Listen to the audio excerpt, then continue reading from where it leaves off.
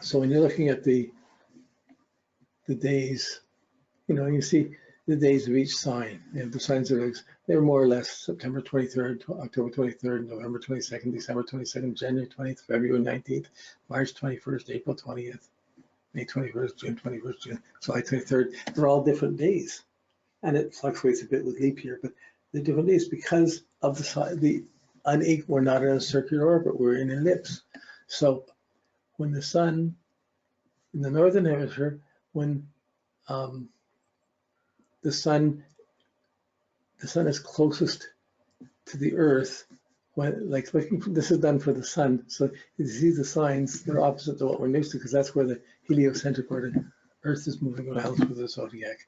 But if you're looking from the Earth, this dot, which looks like it's in Cancer, really from there, in December, the sun is in Capricorn. We see Capricorn on the other side. But my point I want to make is it's in December in Capricorn when the sun is in Capricorn, the Earth is closest to the sun. So when it's winter in the northern hemisphere, the sun is closest to the Earth and fairly bright. But in the southern hemisphere, it's summer, and the sun is much more searing in heat. So it puts a lot of desert. There's a tendency to have more desert in the southern hemisphere than the northern, because more pampas. It gets hotter as you go south like that. But there are deserts in both, but there's a proportion that goes that way because the sun is closer to the Earth then. So all of these, there's different amounts of time, there's different amounts of space. The calendar is just a number system fitting around to represent the circle like the zodiac, but it's put into to try to make it equal months. And once was an attempt to make a calendar of all 30 days. Everything is 30 days.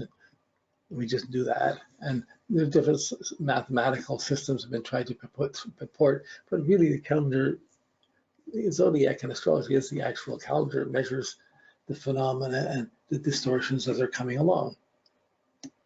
So instead of we have a month, a day, and a time. In the zodiac, we have the signs of the zodiac. It goes down to the degrees, goes down to the minutes. But so there's the zodiac, and then you have the degree, the signs, the degrees, and the minutes. So they get smaller. But I just wanted to show this why there's different amount of days in each season. In the winter, it's the sun's moving faster through Capricorn. I guess the lazy, hazy days of summer, and the sun's going through Cancer and Leo. It takes a lot longer. It's slower, more days. Okay. So as it's going around, so as it's going around, it's also going. There's a plane that it's on. So the Earth and the Sun are always on the same plane, 0. But all the other planets, as they're going around, they're on their own orbit, and the orbits are angled to this, so they go north or south of the plane. They go up and down. And that's another point of influence. So when a planet's going up and down, by signs, it's called latitude. By the houses or by the equator, it's called declination. And when they're right on the equator, or when they're right on the eclipse, they would have a maximum effect in terms of this north-south cycle. So this is a drawing. Here's the equator, and there's north and south. So looking from the equator, the sun as it goes around will go to the south point, it'll go around, it'll go up to the northernmost point, and there we have a path of the sun, and it's changing declination as it's moving around the degrees. Well, really, the Earth is turning on this axis. If we had the ecliptic, it would still. If you look at the ecliptic, then the Earth and the sun don't move up and down. That's this line, this north-south. This line going across here, but this is how it's measured against the equator. It's different.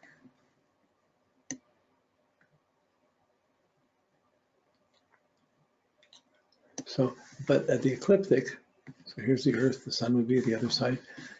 Planets moving around it can be north, or the moon going around. The other planets will go around in their own orbit, and they will get to a peak of south or north of the ecliptic, of the sun-Earth line.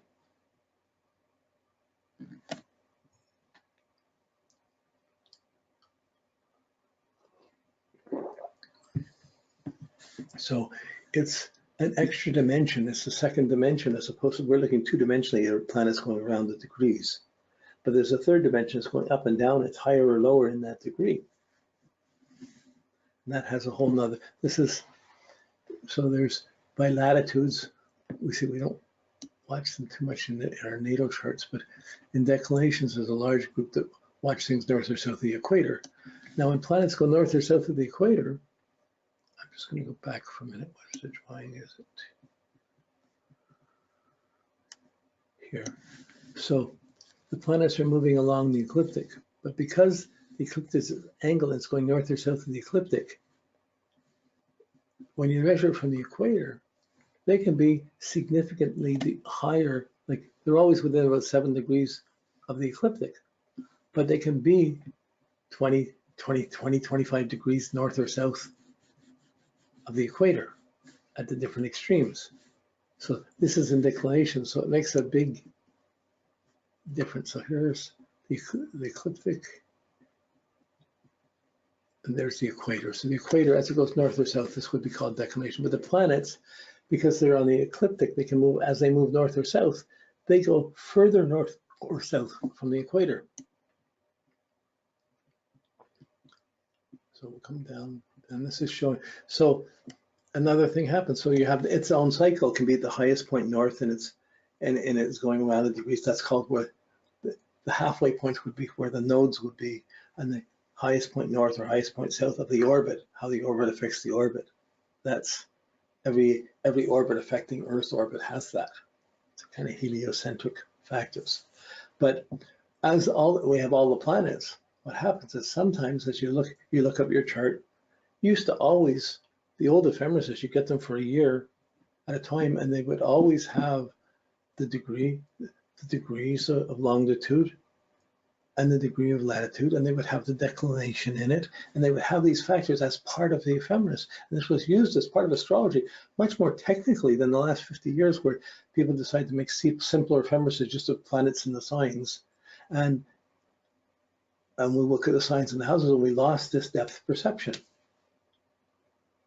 And it takes a bit more effort to work to see it. But this was common practice to look at these things 50 years ago, 100 years ago, to add them into the delineation or understanding the intensity of a planet. So when two planets end up at the same degree of latitude, of declination, they just have to be at the same, in their own cycle, they happen to be the same degree north. That's called a parallel in declination. Or if they're on one side of the sun, on both sides of the sun, it would still be a parallel. Opposite sides of the chart wouldn't matter. Just if it doesn't matter where they are in the circle, if they're the same degree north or south, within a degree, it would be considered parallel. And a parallel would be like, it's like kind of like a conjunction. They have a special link to each other, being at the same degree of declination. And then they can happen in the south too. You know, up above and below. So it's whenever they hit the same degree. Now, what I didn't have, if two planets were right on the equator at the same time, parallel, they would still be parallel because they're still within a degree at the same latitude. So your Earth and the Sun are always, well, no, not up. Like the Earth and Sun we're measuring this is from the equator. It's just from the Earth. We're not looking this. The Sun can be up or down and be parallel to things too.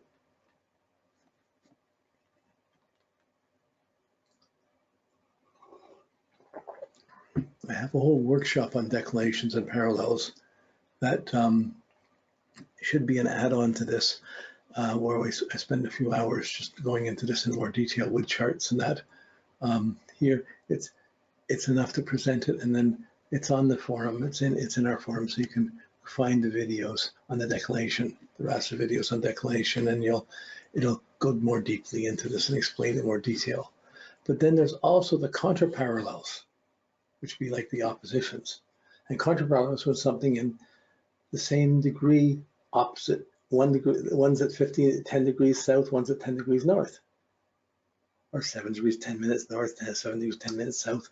They would be contraparallel and work like an opposition. So they can be on the same side of the sun and opposite sides of the sun and northern, but they can't be both in the same hemisphere, or they wouldn't be contraparallel. It's north or south.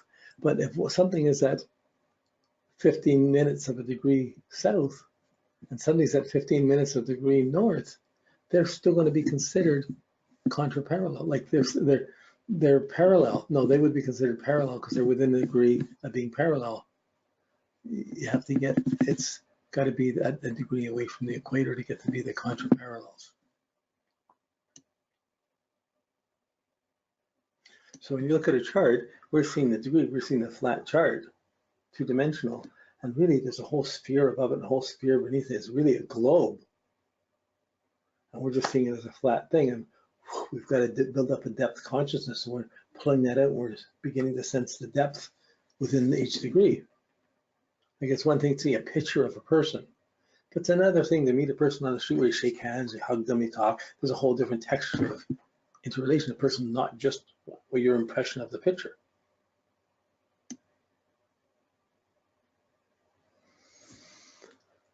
Okay, so there's also parallels in latitude along the ecliptic.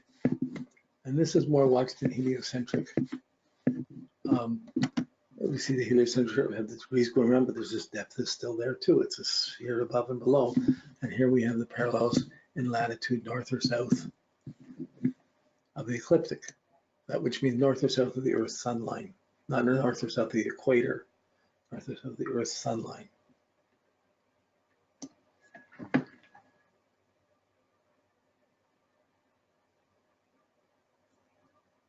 It takes time. It's like learning music. You learn one level, then you have to hear it at another level. There's another level. There's always different layers to add in, to include in, and in your visualization, and you're able to look at a chart and fathom it. You don't always remember all these things, but it's good to be aware that they're there.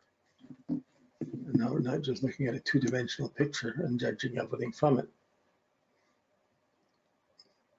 So at the same way, there's contraparallels in latitude when something's the same degree north, same degree south. They're going to have an opposition-like effect. And so they don't have to be at their extremes of their orbit, the highest point north, they just have to be at the same degree north or south. So there's what we've got to go, and we'll have to go into matrix and I'll show you how to get this information. Let's see what we're going here. Yeah, again, so we have this drawing. You see, planets move along the ecliptic, they move along the path of where the red lines are, but they end up also being in the houses, which is measured along where the blue lines are. But when the perpendicular blue lines to the house cuts cut the red lines, they're not cutting up even, they're not cutting it at the square, not evenly. So there's a distortion that happens in the degrees here.